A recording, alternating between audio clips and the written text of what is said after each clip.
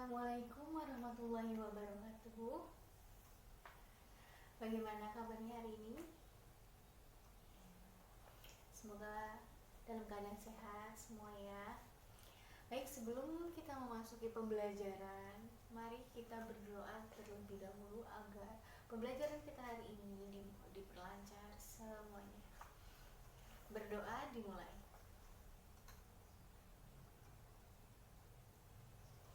Berdoa selesai. Perkenalkan, nama Ibu Rizky Jasa Febriana dari Universitas Indraprasta PGRI. Ibu di sini akan memberikan materi pendapatan nasional. Kalian pernah melihat pembangunan di Indonesia atau di daerah kalian? Ya, contohnya seperti pembangunan jalan raya, pembangunan sekolah, pembangunan jembatan. Ya. Dalam pembangunan seperti itu, negara itu mengeluarkan cukup banyak biayanya tidak sedikit. Mungkin kalian bertanya-tanya, dari mana uang untuk pembangunan itu? Ya, negara memiliki sumber pemasukan dari pajak. Ya, pajak itu adalah sumber terbesar pemasukan untuk negara kita. Ya. Baik, di sini ada komponen pendapatan nasional. Di sini terdapat 5 komponen pendapatan nasional. Yang pertama, produk domestik bruto. Produk domestik bruto atau gross domestic product, yaitu merupakan jumlah produk dan jasa yang dihasilkan oleh unit produksi di dalam batas wilayah suatu negara dalam 1 tahun. Dalam perhitungan GDP, hasil produk barang dan jasa suatu perusahaan atau warga negara asing yang beroperasi di wilayah negara yang bersangkutan. Barang-barangnya itu seperti modal yang belum diperhitungkan penyusutannya. Jadi, jumlah yang diperoleh dari perhitungan GDP dianggap bruto atau TOR. Yang ketiga adalah pendapatan nasional neto atau net national income, yang merupakan pendapatan yang dihitung menurut jumlah balas jasa yang diterima oleh masyarakat sebagai pemilik faktor produksi. Besarnya NNI dapat diperoleh dari NNP dikurangi pajak tidak langsung. Pajak tidak langsung adalah pajak yang bebannya dapat dialihkan kepada pihak lain, seperti pajak penjualan, seperti pajak hadiah. Ya. Yang keempat adalah pendapatan perseorangan atau personal income, yaitu pendapatan yang diterima oleh setiap orang dalam masyarakat, termasuk pendapatan yang diperoleh tanpa melakukan kegiatan apapun. Pendapatan perseorangan juga menghitung pembayaran transfer atau transfer payment. Contohnya seperti pembayaran pensiun, tunjangan sosial, atau bekas pejuang, dan sebagainya. Yang kelima adalah pendapatan yang siap dibelanjakan atau disposable income.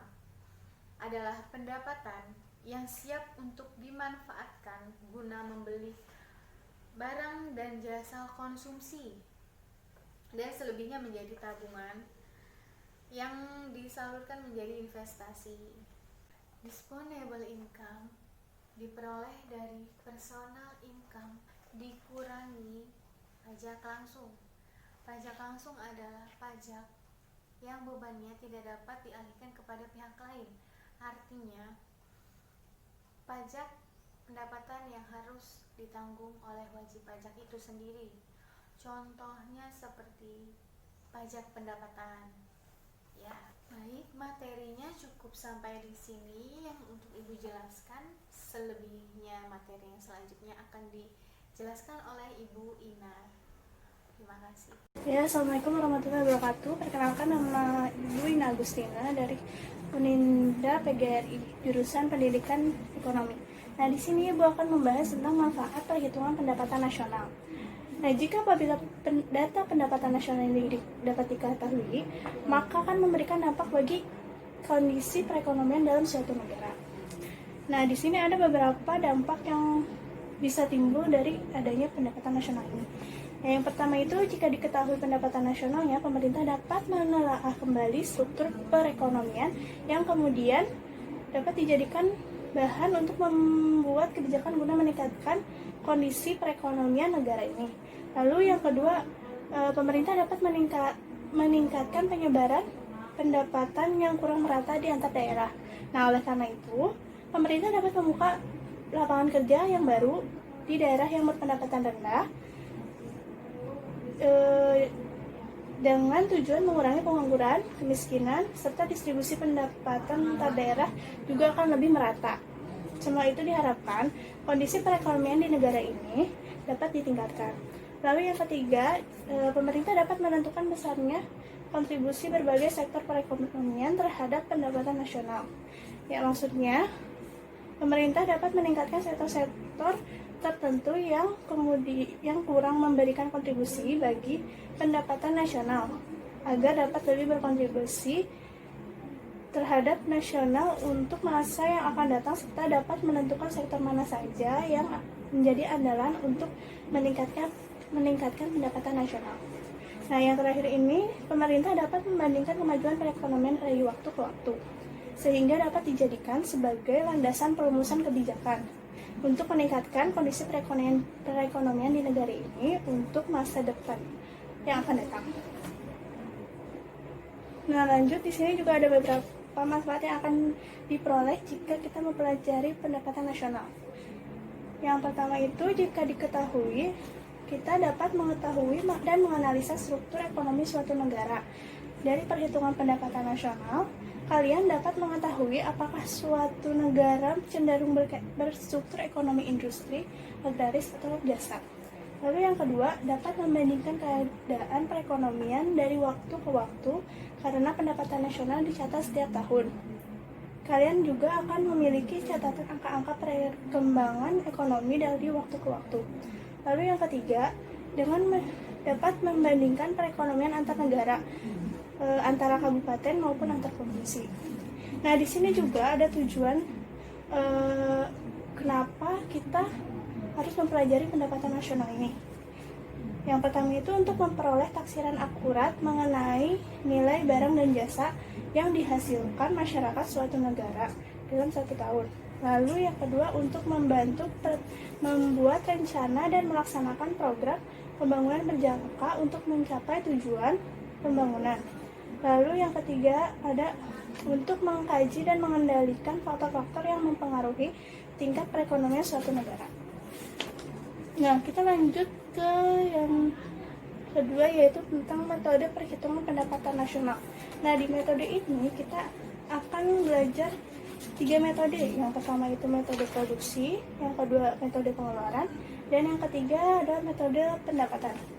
Nah, kita pelajari dulu yang pertama itu tentang metode produksi ya. Nah, metode produksi ini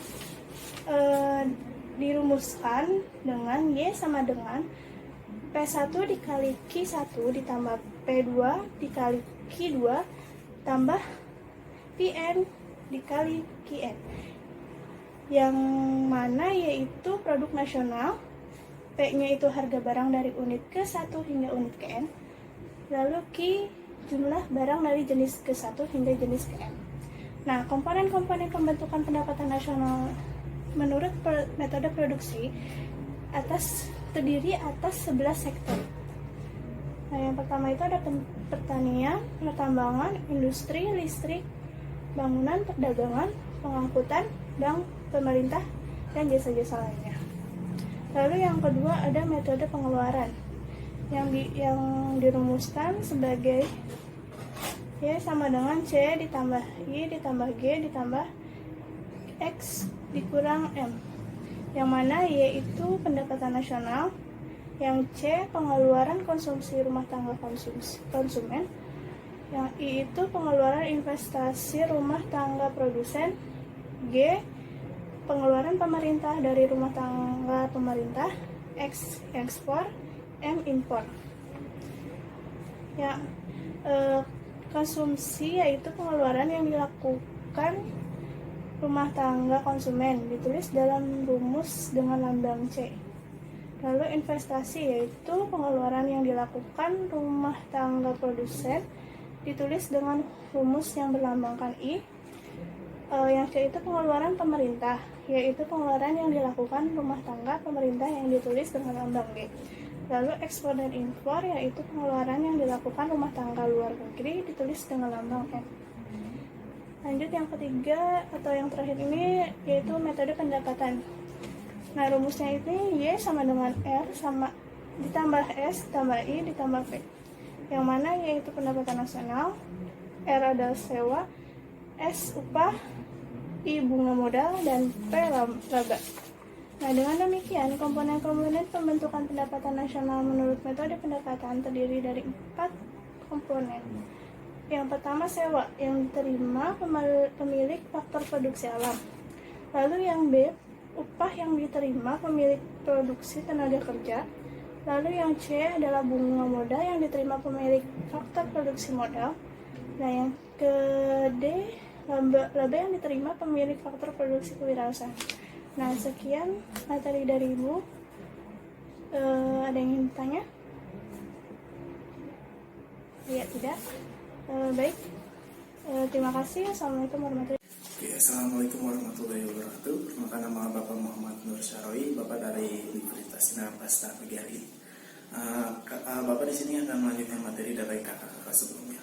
Oke, sebelum kita mulai materi pagi ini, mari kita membaca doa terlebih dahulu. Berdoa dimulai. Oke, selesai.